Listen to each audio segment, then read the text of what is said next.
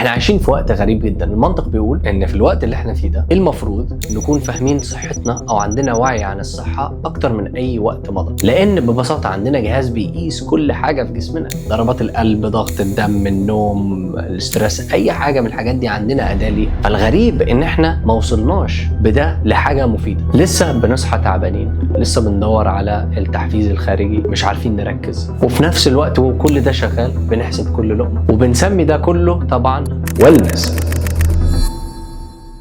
في الحقيقة الصناعة اللي احنا اخترعناها دي لنفسنا بتجبرنا فقط ان احنا نقيس اكتر، نحاول نعمل اكتر ونهكر الجسم وكلام غريب من ده، اللي هو في الاخر ما عادش علينا باللي احنا المفروض نستفيد بيه. واحنا بنحاول نطبق كل الحاجات دي فقدنا الوعي وفقدنا الاتصال بالجسم، ان احنا ازاي نسمع للجسم نفسه وايه هو اللي فعلا نبص عليه وعشان ايه. جسمك بيكلمك كل يوم عن طريق ضربات القلب، عن طريق النوم، عن طريق التركيز، عن طريق النفس، رسائل عمرها ما وقفت بس احنا بطلنا نسمع. ويمكن في الحقيقة ان السبب الصناعة دي هي اللي ودتنا للطريق ده، ان احنا ازاي نقيس اكتر، ازاي نتحكم اكتر، ايه الروتين المثالي، ايه البروتين المثالي، ايه الاكلة المثالية، ايه الدايت المثالي. الحقيقة انت مش محتاج تحكم اكتر، انت محتاج وعي اكتر. جسمك بيديك كل حاجة، الرسائل، الصدق، الاتزان. دي مش معجزة، دي فلسفة، دي بيولوجي، ده وعي. فالفيديو بتاع النهاردة مش 8 إشارات عشان تحسن من صحتك، لكن 8 إشارات جسمك بيحاول يوريها لك ولكن انت مش سامعها. هنبدأ نتكلم على حاجة اسمها ال HRV، ال Heart Rate Variability، واحد من العلامات اللي جسمنا بيقول لنا عليها. العلامة دي بتحمل معاني كتيرة احنا مش متعودين عليها. احنا لما بنسمع كلمة هارت الحاجة الوحيدة اللي هنفكر عليها اللي هي القلب. فاحنا هنا بنتكلم على، هحط لكم برضو الاسم بالعربي اهو، الهارت ريت فاريبيليتي، بحيث تبقوا فاهمين احنا بنتكلم عليه. ولكن انا بخلي الكلام انجليزي بحيث انه تفهموه في اي مصطلح، في اي اب، في اي ابلكيشن، في اي حاجة احنا بنعملها هنلاقي الاغلب انجليزي، فلازم نفهمها بالانجليزي. الهارت ريت فاريبيليتي ما هياش سرعة ضربات القلب، ما هياش بطء ضربات القلب، ما هياش قوة القلب فقط، لا، احنا بنتكلم على القدرة بتاعة جسمك ان هي تواكب الظروف، تواكب الاسترس، يغير من ستريس تو نون ستريس، يعلى ويهدى بالرتم بتاعه. فقابلية الجسم ان هي تقدر تتناغم، ده ال HRV. طبعا ال HRV ممكن يبقى من 30 لواحد مثلا HRV بتاعه مش كويس ل200، وكل ما عليت كل ما احسن. ولكن في طبعا الايج فاكتور، ان السن مهم جدا، انه بيحكم ساعات، والجينات. وفي العادية الناس اللي ضربات قلبها قليلة، في الوقت اللي ضربات قلبك قليلة فيه ال HRV بتاعنا بيبقى عالي، لأن معناها إن القلب عنده بما يكفي من الوقت إن هو يعمل أدابتيشن لو حاجة حصلت، لو ظروفه الجسم اتغيرت، لو حاجة هجمت عليك، لو خلاص أنت عاوز تروح من مرحلة الاسترس للارتخاء، هياخد منك وقت قد ايه؟ هل الجسم يقدر يتأقلم بسرعة؟ فلما بيكون ال HRV بتاعنا مش كويس، ده بيقول لنا حاجات كتيرة جدا، من ضمنها ان ما هو اساس الصحة ان القلب يكون نشيط في ضخ الدم. 2، الهدوء النفسي بتاعنا والتحكم بتاعنا في الستريس. HRV من انديكيتورز القويه جدا اللي بتقول لنا احنا تحت ضغط قد ايه. وال HRV برضو مهم جدا، لانه لما بيبقى عالي معناه ان احنا قابليه الجسم انه يواجه تحديات عاليه جدا وقويه جدا. فدايما الهدف هو ازاي اعلي ال HRV، وده ممكن نتكلم عليه في فيديوهات تانية. ولكن الاشاره رقم 1 ال HRV ده حاجه مهمه جدا، لازم كلنا نتابعها، ولازم نعرف البيس لاين بتاعنا فيها ايه، وعشان نقدر ان احنا نبدا نقيسه عشان نحسن منه. تاني حاجة معدل ضربات القلب في وقت الراحة، يعني resting heart rate. معناها وانا قاعد كده ايه هو معدل ضربات القلب؟ المفروض الصحي ان احنا نكون الرينج بتاع المعدل هيكون ما بين 60 ل 80، ده احنا تمام. ولكن كل ما نزل الرقم ده للناس الاثليتس او الناس اللي هي الصحية كل ما احسن. ليه؟ ببساطة نفكر في قلبنا زي مكنة، كل ما المكنة دي بتضخ هي عمالة تشتغل.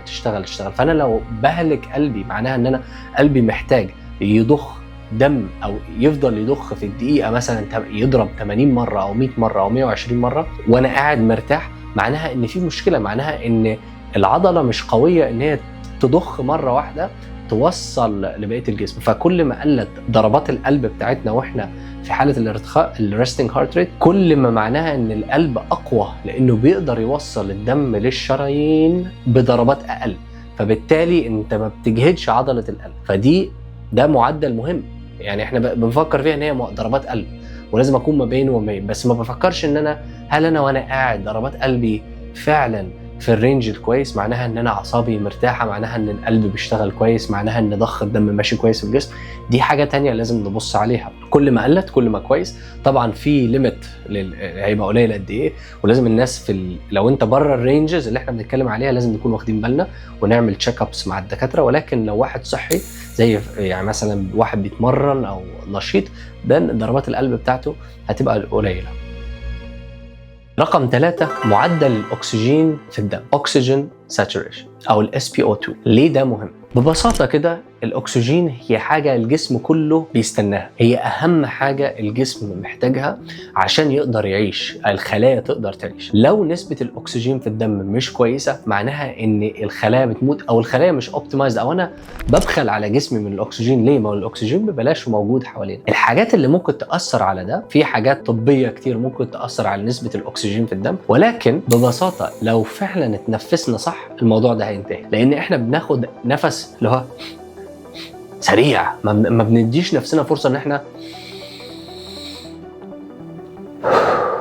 ناخد نفس كبير ونغذي نفسنا بالاكسجين. فالاكسجين، نسبة الاكسجين في الدم مهمة جدا، ومش بس هنبص على الرقم يعني هل 95% او 99%، لا، عاوزين هل احنا بناخد النفس بالطريقة الصحيحة اللي تحفز وصول الاكسجين في الدم. لان ببساطه لو انا بتنفس نفس سريع ونسبه الاكسجين في الدم مثلا 95%، ببساطه وزودت السعه وخدت نفس عميق وفعلا عدى على الرئه ومليت الرئه، هيزيد نسبه الاكسجين في الدم. ده برضو ده هيساعد على الارتخاء وهيساعد على التركيز وهيساعد على الهدوء النفسي. لان النفس نفسه الرايح اللي بناخده، الشهيق والزفير لو انا بقولها صح، ده بيساعد الجسم ان هو يعرف هل انا في حاله ارتخاء ولا في حاله يعني انكشس، حاجه بتهاجمني. لان طبعا لو حد بيجري وراك او احنا بنتمرن وكده، احنا مش في وقت رخاء، احنا في وقت صعوبه، فالجسم متنشن لان في حاجه بتحصل، انا محتاج اكون مركز، انا محتاج اكون قوي. فلما نكون في وقت الرخاء لازم نستنشق بطريقه صحيحه. وحتى اللي بيعمل رياضه لازم تعرف تتنفس كويس عشان تقدر تغذي الخلايا بتاعتك وقت التمرين للطاقه، لان محتاجين الاكسجين للتغذيه وهي الطاقه. الحاجة التانية هي الستريس اندكس بتاعنا او معدل الاسترس في الجسم، هل هو قليل، هل هو وسط، هل هو عالي. ليه ده مهم؟ ليه مهم ان احنا في الاشارة الرابعة الستريس ان احنا نركز عليها؟ لان فيزيولوجيا حاجة وفي فكرتك حاجة تانية. ممكن واحد يكون حاسس ان هو ستريس ولكن فيزيولوجيا مش ستريس، لان جسمه متعود ازاي يهندل الستريس.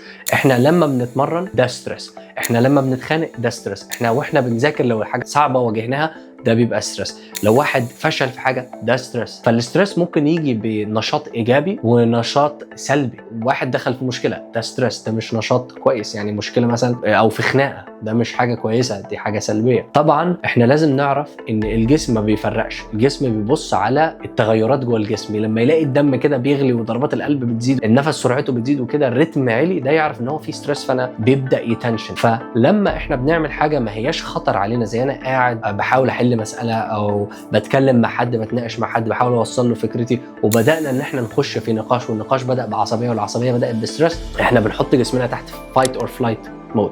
الفايت اور فلايت مود ده الجسم ما بيركزش في اي حاجه تانية خالص. فكتر ان انا احط جسمي في الموقف ده بيبدا يبعد التركيز اللي جوه الجسم عن الحاجات التانية المهمه، اللي هو خلينا ندافع عن الجسم.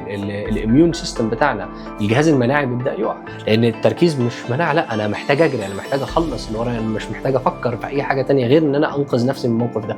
فللاسف في ناس ما بتقدرش تهندل الاسترس بتاعها، فاللي بيحصل ايه؟ بيبقى قاعد في مود سيء طول الوقت، اعصابه بتغلي، اعصابه تعبانه، دمه بيغلي، ضربات القلب طايشه، النفس مش كويس، فعدم تغذية الأكسجين، ضربات القلب زايدة، فالقلب مجهد، تفكير سيء جدا، التركيز بتاع الجسم عن الجهاز المناعي وحاجات تانية مهمة جدا، وده اللي بيؤدي للأمراض المزمنة.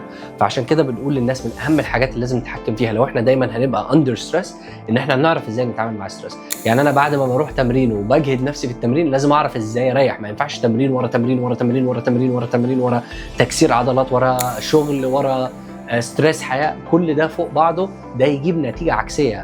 الحقيقه هي العضل لا هيتبني ولا هيبقى فيه ريكفري ولا جسمك هيتحسن. انا مش بقول الستريس وحش، ستريس كويس، لان الستريس بيخلينا نقدر نشتغل، والخلاصه بيبقى زي الكورتيزول، خلاص كورتيزول عالي فالستريس بيعلى فاحنا بنقدر نشتغل، بنقدر ننجز. ولكن استعمل الستريس بطريقه صحيحه، ان هو يبقى ناتج عن حاجه ايجابيه. فالستريس يجي عن عمل ايجابي، سواء انا بعمل في شغلي او في تمرين او في حاجه معينه بعملها بايجابيه، وانا واخد بالي ان الستريس اللي جاي ده مثلا من التمرين انا هقدر اعالجه بايه، وانا في كلام لا ما انفعلش من الكلام بطريقه سلبيه. ممكن اتحمس بس ده مش ستريس، مختلف جدا عن الستريس اللي احنا بنتكلم عليه، اللي هو ضربات القلب بقى بتعلى جدا والنفس مش مظبوط والكلام ده. فلازم نقدر نفرق ما بين الاثنين، ونختار امتى نكون في الستريس اللي احنا بنتكلم عليه ده، وازاي لما نخش ستريس ازاي اعادله بدي ستريس او ريكفري. الحاجه الخامسه هي السليب كواليتي. ايه هي جودة النوم اللي احنا بننامه؟ احنا نمنا 3 ساعات 6 ساعات و8 ساعات، ايه هي اللي احسن؟ ما بتتقاسش بالمدة الزمنية، بتتقاس طبعا بالدورات، اللي هو انا نمت كام دورة، وفي العادي الناس ما بتاخدش اكتر من 3 ل 4 ساعات ديب سليب يعني في الطبيعي.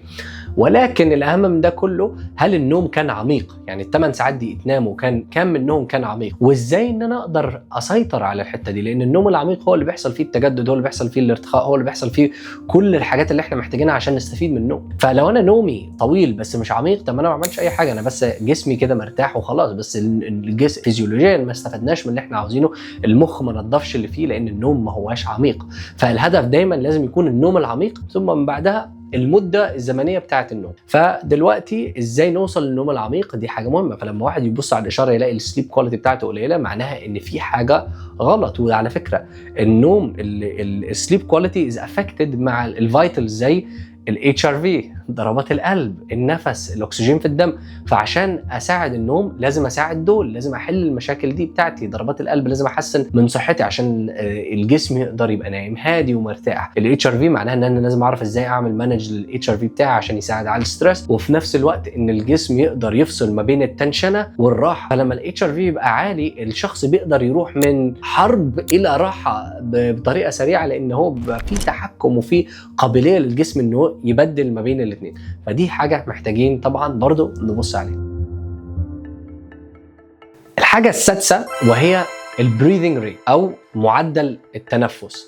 ده بيجي برضه من الحاجات اللي احنا اتكلمنا عليها وليها علاقه. انا بتنفس كام مره في الدقيقه؟ انا لو بتنفس 30 40 مره في الدقيقه وانا قاعد في مشكله. لو انا بتمرن ات ميك سنس، لان انا بحاول ان انا اخد نفس، اني بعمل مجهود، ضربات القلب بتزيد، فالجسم في فايت اور فلايت مود اللي احنا دايما بنتكلم عليه، سرفايفل مود، فمحتاج اللي هو ياخد النفس بسرعه، لان هو تحت ضغط ومحتاج اكسجين زياده لانه بيحرق زياده. فمهم جدا ان احنا نخلي بالنا ان النفس هو دليل عن الراحه او السلام النفسي اللي موجود للشخص وهو موجود، او العقليه بتاعته. انا لو قاعد نفسي برواق، لا انا مركز، انا هادي، انا اعصابي هاديه، مش متعفرت، مهندل الاسترس، مهندل ضربات القلب، الاثنين بيروحوا مع بعض. طبعا معدل التنفس قليل معناها الاكسجين في الدم قليل، معناها هنعمل ستريس زياده، معناها الكورتيزول هيعلى، ضغط الدم طبعا هيزيد عن طريق ضربات القلب، لان عاوزين نعمل حركه زياده، فالجسم بيبقى متدربك. فالواحد مثلا ممكن يبقى حاسس ان هو هيغمى عليه، هيدوخ، مش عارف ايه. فتلاقي دايما الناس اللي عندها بانيك اتاكس، او الناس اللي بيجي لها هلع او خوف من اي حاجه عامه، بتلاقي ان هو بدا يتنشن، جسمه تنشن، النفس زاد، فبقى نفس بطيء وسريع، فنسبه الاكسجين مش اللي احنا عاوزينها، فضربات القلب بتزيد، فالجسم بقى في سرفايفل مود، فالشخص خاف، خلاص بقى في حاله هلع. فدايما الهدوء لاي حاله هلع هي التنفس. وهنلاقي حتى اللعيبه في اي ماتش، بما ان انتوا بتحبوا اكيد الكوره، فلو تشوفوا رونالدو او اي لاعب لما يجي يشوط، نفس، خد النفس الكبير وهدي عشان تعرف تهدي اعصابك، عشان تعرف تركز، عشان تعادل الجسم بيولوجيا او فيزيولوجيا، عشان تقدر تأدي بهدوء. الإشارة السابعة هي ضغط الدم. ضغط الدم بيبوظ بسبب الحاجات اللي احنا اتكلمنا عليها دي، بسبب ان احنا بنخلي الجسم تحت ستريس لفتره كبيره. ولما ضغط الدم يبوظ، واحد ضغطه بيزيد دايما ومش قادرين نتحكم فيه، حاجات تانية في الجسم كتير بتضرب من اللي ليها علاقه بضغط الدم، لان ضغط الدم هو عباره عن ماسوره وبنعدي فيها دم. فنتخيل لو الماسوره دي مثلا ضيقه واحنا عمالين نضخ فيها دم بسرعه رهيبه، ايه اللي هيحصل لها؟ اكيد هتتاثر الاوعيه دي، الارتريز او المكان اللي ماشي فيه الدم، لانه مش مخلوق ان هو يبقى دايما الضغط فيه عالي كده، والضغط العالي معناها ان القلب بيشتغل بطريقه قويه جدا، والضغط الواطي معناها ان القلب مثلا مش مظبوط الضخ فيه. في حاجات تانية بقى ليها علاقه باللو بلاد بريشر، دي ممكن برضو هنبص عليها، بس احنا بنتكلم كمجمل. ضغط الدم هي اشاره ما بين البالانس اللي في الجسم فيه، سواء احنا بنضخ بفورس قوي او بفورس قليل. لازم يبقى فيه بالانس عشان الجسم يبقى بالانس، ان ربنا خلق الجسم يبقى معمول بطريقه معينه. وده يوصلني لحاجه اشاره مهمه جدا، وهي 8، وهي الايكوليبريم بتاع الجسم او التوازن بتاع الجسم، واللي هو كل الاشارات دي بتركب على بعض عشان تدينا النتيجه دي. ايه هو الايكوليبريم؟ الايكوليبريم مش فقط اللي احنا اتكلمنا عليه، لا، العقل والروح والجسد يعني من جوه ازاي هم راكبين على بعض. هل انتم معتقدين ان مثلا الاكله اللي بناكلها اللي مش صحيه مش هتاثر علينا نفسيا؟ اكيد هتاثر، لان لو اكله مش كويسه رفعت الانسولين والكورتيزول، طلع لان فيها سكر كتير، وبعدين نزلت، بعدين جالك ستريس، جالك ارهاق. ما هي دي الدايره احنا عايشين فيها. مثلا الرياكشن بتاعنا لرساله معينه او حاجه معينه شفناها، طب ما ده برضو بيتلاعب بالجسم. النوم مش كويس، الاكل مش كويس، الصحيان على طول بنجري، مش عارفين امتى نرتاح، مش عارفين نعمل ريكفري ازاي، كل ده بيأثر على الايكوليبريم. فلما الجسم يكون في ايكوليبريم او تناغم، هنا بنبدا فعلا ان احنا عندنا حاجه محافظين عليها، اللي هي جسمنا، اللي هي صحتنا، نقدر نستغلها عشان نعمل بيها حاجات كويسه، نعمل بيها شغل كويس، نعمل بيها مجهود كويس يعود بصحه زياده، نعمل حاجه نزيد قيمه للارض اللي احنا مخلوقين فيها دي، ونقدر نتعبد احسن كمان. يعني الناس مش راضيه تفكر في دي، ان هو لا، صحتنا مش فقط للحاجات اللي احنا بنتكلم عليها، لا، في حاجات اهم اللي هي زي العباده، ان احنا نقدر نتعبد، نقدر نركز في عبادتنا، نقدر نساعد الناس، نقدر نتقن العمل، نقدر نطور من نفسنا، نقدر نزيد قيمه للارض. وهنا المكسب الحقيقي بتاع الصحه اللي احنا لازم نركز عليه.